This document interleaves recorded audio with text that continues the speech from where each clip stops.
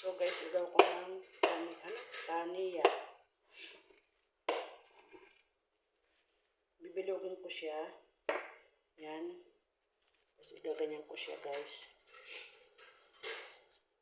Tapos talagyan ko siya ng cheese. Yan. Papasok siya sa loob. Tapos ibabalot ko siya. Tapos bibilogin ko siya. Yan. So guys, kagabi ako gumawa ng taniya. So ngayon ko gagawin yung So ganito na siya. Yan, bilog.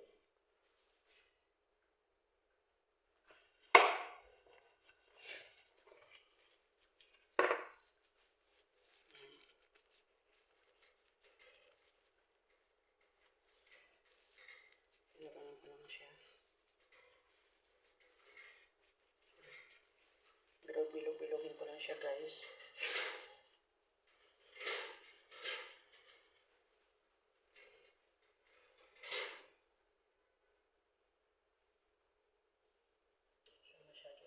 Pero okay na yun.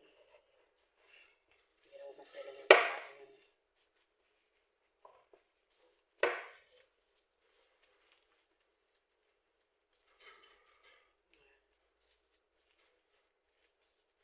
Kailangan bago mag-isang amo ko tapos na ako guys. Kasi maraming lulutuin guys. Ramadan ngayon guys.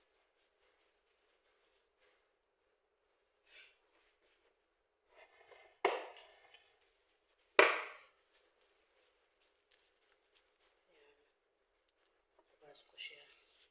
So, babalot ko siyang ganun. Tapos ako siya bibilogin.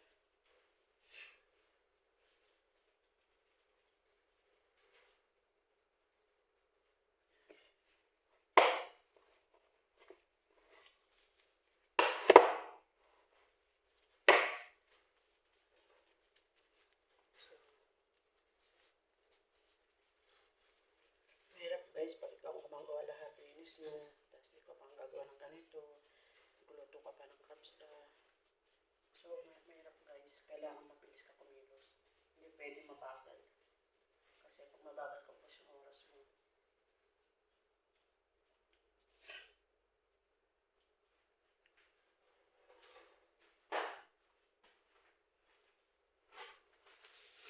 So, ganito siya guys. Papakita ko sa inyo.